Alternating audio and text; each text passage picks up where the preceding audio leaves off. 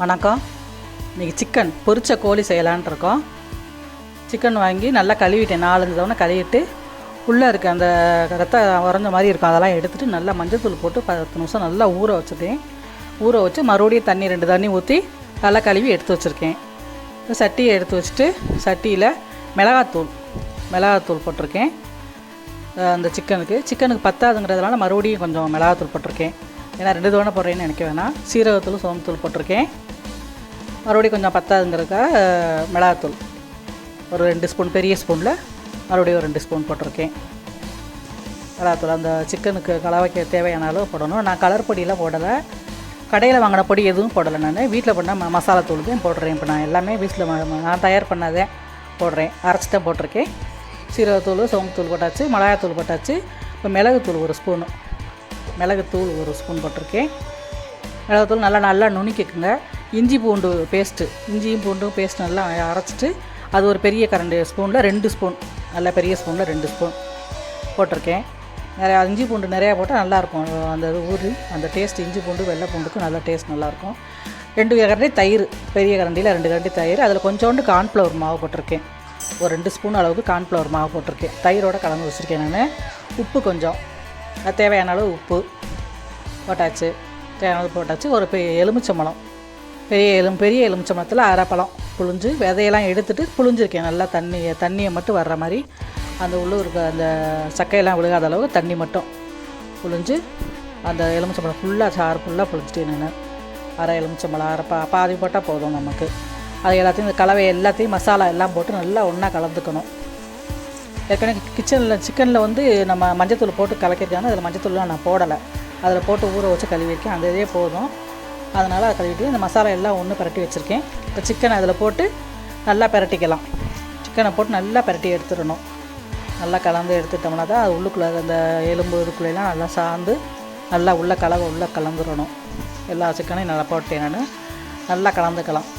நல்லா சுற்றி நல்லா கலந்துட்டு நல்லா அமைக்கி உள்ளுக்குள்ளே அந்த எந்த இடத்துல மசாலா இல்லையோ அதிலெல்லாம் நல்லா எடுத்து நம்ம வச்சா நான் போட்ட மசாலாவுக்கும் இந்த சிக்கனுக்கும் கரெக்டாக இருக்குது பாருங்கள். கொஞ்சம் கூட மிச்சம் இல்லை. அதோட பெசரும் போது நமக்கு தெரியும். அதில் ஒட்டிடுச்சுனாக்கா கரெக்டாக இருக்கும். ரொம்ப மிச்சம்லாம் இருக்காது. கரெக்டாக தான் அளவாக போட்டிருக்கேன் நான். பாருங்கள், மஞ்சள் நல்லா இருக்குது. கலர் பொடி போட்டது மாதிரியே இருக்குது பாருங்கள். கடையில் வாங்கினா அந்த பவுடர் இல்லைன்னா அப்படி இருக்கும், அந்த மாதிரி இருக்கும்.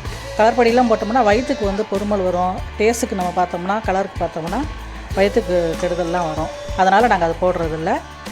மிளகாத்தூள் எல்லாம் போட்டு ஒரு தட்டில் வசியில் எடுத்து வச்சுருக்கேன். எடுத்து தட்டை போட்டு மூடி ஃப்ரிட்ஜில் வச்சிடலாம். ஃப்ரிட்ஜில் ஒரு அரை மணி நேரம் வச்சுருந்தோம்னாக்கா மூடி வச்சிடலாம். அரை மணி நேரம். நாங்கள் எங்கள் ஊர்லெலாம் வெயிலில் வைப்போம். இந்த மாதிரி கோழியெல்லாம் மசாலா போட்டு கலந்து வறுக்கிறதுக்கெல்லாம் எல்லாத்துக்குமே எடுத்து மூடியை போட்டு வெயிலில் வச்சிட்டோம்னா அந்த வெயில் ஹீட்டுக்குமே அந்த இது உள்ளுக்குள்ள அந்த சாந்தெல்லாம் இறங்கி நல்லாயிருக்கும் வெயிலில் வைக்கிறது. அதுக்கப்புறம் தான் எடுத்து பிரிப்போம். இப்போ ஃப்ரிட்ஜில் வச்சாச்சு. ஃப்ரிட்ஜில் வச்சு ஒரு அரை மணி நேரம் ஃப்ரிட்ஜரில் வச்சிடலாம். அது கெட்டியாகலாம் ஆகாது, ஓரளவுக்கு நல்லாயிருக்கும். எடுத்து தனித்தனியாக தான் இருக்கும் எடுத்து போடும்போது. இப்போ எடுத்து சட்டியை வச்சுட்டு எண்ணெய் ஊற்றிக்கலாம். பொரிக்கிற அளவுக்கு நமக்கு எண்ணெய் கொஞ்சம் கொஞ்சமாக தான் நான் பொரிக்க போகிறேன். அதனால் கொஞ்சம் ஓரளவுக்கு அந்த சிக்கன் முங்குற அளவுக்கு எண்ணெய் ஊற்றினா போதும், ரொம்ப ஊற்ற வேணாம். ஊற்றி அந்த சட்டி காஞ்ச உடனே எண்ணெயை அதில் ஊற்றிட்டு எண்ணெய் நல்லா காஞ்சிடணும். எண்ணெய் காஞ்சால் தான் போட்ட உடனே பொரிஞ்சு வர மாதிரி வரணும். எண்ணெய் காயாமல் போட்டோம்னா ரொம்ப நேரம் ஆகும் சிக்கன் வேகிறதுக்கு. எண்ணெய் நல்லா காஞ்சிடனே அந்த சிக்கனை போட்டு பொரித்து எடுத்துக்கலாம். இது தயிர் சாதம், சாம்பார் சாதத்துக்கு எல்லாத்துக்குமே நல்லா சாப்பிட்லாம். ரொம்ப உரப்பு இருக்காது. ரொம்ப நம்ம மிளகாப்பொடி போடுறமே உரப்பு இருக்குங்கிறதாம உரப்புலாம் ரொம்ப இருக்காது, கரெக்டாக இருக்கும். பிள்ளைகளுக்கு சும்மா தட்டில் வெறும் வச்சு கொடுத்தா கூட நல்லா சாப்பிடுங்க. இப்போ தட்டில் ஒன்றா போட்டு வறுத்து எடுத்துக்கலாம். தனித்தனியாக ஒன்றா போடுங்க, ஒட்டி இல்லாமல் போடுங்க. அது கிண்டையிலே ஒன்றா ஒட்டி போட்டிருந்தாலும் கிண்டையும் போது நமக்கு தனித்தனியாக வந்துடும், வெந்த உடனே வந்துடும். ரொம்ப நெருக்க போடாமல் கொஞ்சம் எண்ணெய் கொஞ்சம் கலகலப்பாக இருக்கிற மாதிரியே போடுங்க. அப்போ தான் நல்லா வேகும். போட்ட உடனே கிண்டி விடக்கூடாது. கொஞ்சம் நல்லா வெந்து இந்த முறையெல்லாம் கொஞ்சம் அடங்கிடணும். மேலே போட்டோடனே முறை வருதுல, முறையெல்லாம் அடங்கினதுக்கப்புறம் மறுபடியும் அப்புறம் கொஞ்சம் கிண்டி விடலாம். கரண்டியை போட்டு கிண்டி விட்டோம்னா அந்த மசாலா நம்ம கரையாமல் இருக்கும். கொஞ்சம் கிண்டியாச்சு, கிண்டி விட்டுக்கலாம். ஓயாமல் கிண்டி விட்டுக்கிட்டே இருக்கணும்னு இல்லை. கொஞ்சம் வந்ததுக்கப்புறம் கிண்டி விடலாம். கிண்டி கருகாமல் அந்த கலர் மாறாமல் இருக்கையில் நல்லா வெந்துடும். சாஃப்டாக இருக்கும். இந்த எடுத்து பார்த்தாலே எடுத்துக்கலாம். நான் பச்சரிசி மாவு போடுறதா போடலாம். நான் போடலை. போட்டால் பொறுன்னு இருக்கும். பச்சரிசி மாவு போடுவாங்க ஒருத்தர், நான் போடலை. அதனால் இப்போ நான் வீட்டில் வச்சுருந்த மசாலாத்தையும் போட்டு எல்லாத்தையும் பசரி வச்சுருக்கேன். இப்போ நல்லா வெந்துருச்சு. இப்போ எடுத்துக்கலாம். எடுத்து ஒரு தட்டில் வச்சிடலாம். நல்லா வெந்துருச்சு பாருங்கள். வெந்து இந்த மாதிரியெல்லாம் அடங்கிடுச்சு. இந்த மாதிரி அடங்கினதுக்கப்புறம் எடுக்கணும். அது வெந்துருச்சுனாலே இந்த மாதிரியெல்லாம் அடங்கிடும். இப்போ வெந்துருச்சுன்னா இருக்கும். அடுப்பை ரொம்பவும் எரிய விட, ஃபஸ்ட்டு போட்டோடனே நல்லா எரிய விடுங்க. அப்புறம் கொஞ்சம் வெந்ததுக்கப்புறம் கொஞ்சம் குறைச்சி வச்சுக்கோங்க அடுப்பை. இப்போ தான் கருகி போயிடும். எடுத்து தட்டில் வச்சுக்கலாம். எல்லாத்தையும் பொரிச்சு எடுத்து வச்சிட்டோம்னாக்கா, எடுத்துகிட்டு லாஸ்ட்டில் எலுமிச்சம்பழம் கொஞ்சம் புழிஞ்சு வச்சிடலாம். நம்ம இதில் சிக்கனில் இது வந்து சிக்கன் பொரிச்ச கோழி எல்லாமே நம்ம வீட்டில் அரைச்சது தான். ரெடி எல்லாத்துக்கும் எல்லாம்.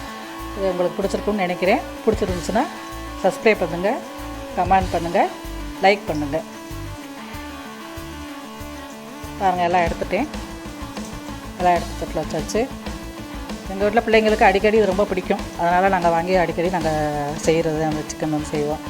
பேரம்பேத்திலாம் வந்தாங்கனாக்கா அவங்களுக்கு ரொம்ப பிடிக்கும் செய்கிறது. செஞ்சு பாருங்கள். நீங்களும் செஞ்சு பார்த்துட்டு என்னங்கிறத கமெண்ட் பண்ணுங்கள்.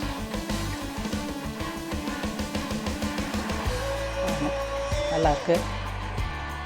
எப்படி இருக்குன்னு பாருங்கள். நீங்களும் கண்டிப்பாக செஞ்சு பாருங்கள். இதோட வெங்காயம் நறுக்கி வச்சு வரவு பத்தலைன்னா மிளகுத்தூள் ஒன்று நுணுக்கி இதில் போட்டு சேர்த்து சாப்பிடுங்க. இது வந்து பிடிச்சுன்னு நினைக்கிறேன். உங்களுக்கு வந்து செட்டிநாடு சமையல் ஏதாவது வேணும்னா இதில் கமெண்ட் பண்ணுங்கள். நான் உங்களுக்கு அதை செஞ்சு காமிக்கிறேன். எல்லாருக்கும் ஷேர் பண்ணுங்கள். இந்த வீடியோவை எல்லாருக்கும் ஷேர் பண்ணுங்கள். வணக்கம்.